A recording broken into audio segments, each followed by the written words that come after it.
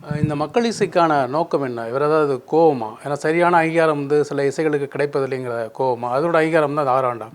இல்லை, எல்லாமே கோவத்துல இருந்து தான் உருவாகுறது. ஏன்னா, இப்போ இப்போ நம்ம இப்போ ஒரு டிரெக்டரா ஒரு மெயின் ஸ்ட்ரீமில வந்து நம்ம பார்க்குறப்போ, இங்கே என்ன மாதிரியான இசைக்கலைஞர்கள் இருக்கிறாங்க.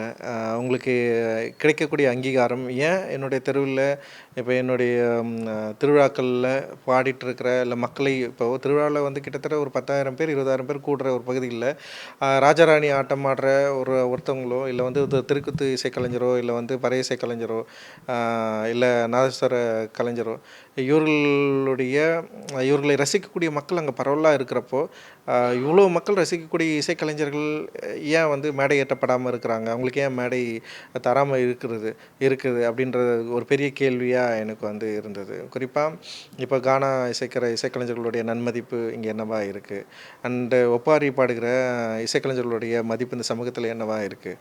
நீங்கள் ஒப்பாரி இசைக்கலைஞர்களில் வந்து நீங்கள் பார்த்தீங்களா, அவங்களுடைய சவுண்டு, அவங்களோட குரல் வளம், அதோட ரீச் வந்து ரொம்ப பயங்கரமாக இருக்கும். குறிப்பாக கிட்டத்தட்ட சபாக்களில் இசைக்கிற இல்லை பாடுகிற இசைக்கலைஞர்களை போல அதை விட பன்மடங்கு பயங்கர வீரியமாக பவர்ஃபுல்லாக இருக்கிற ஆர்டிஸ்ட்டு. ஆனால் அவங்க கவனிக்கப்படாமல் இருக்கிறத பார்க்குறப்போ, ஏன் இந்த இசைக்கலைஞர்களுக்குள்ளே இவ்வளோ ஒரு பெரிய வேறுபாடு இருக்குது, மக்கள் ஏன் இவங்களை இப்படி வேறுபடுத்தி பார்க்குறாங்க, ஏன் அவங்களுக்கு சரியான நன்மதிப்பு கிடைக்கல இப்படின்ற பல கேள்விகளுக்கான விடையாக தான் மார்கழி மக்கள் இசையாக நான் வந்து பார்க்குறோம்.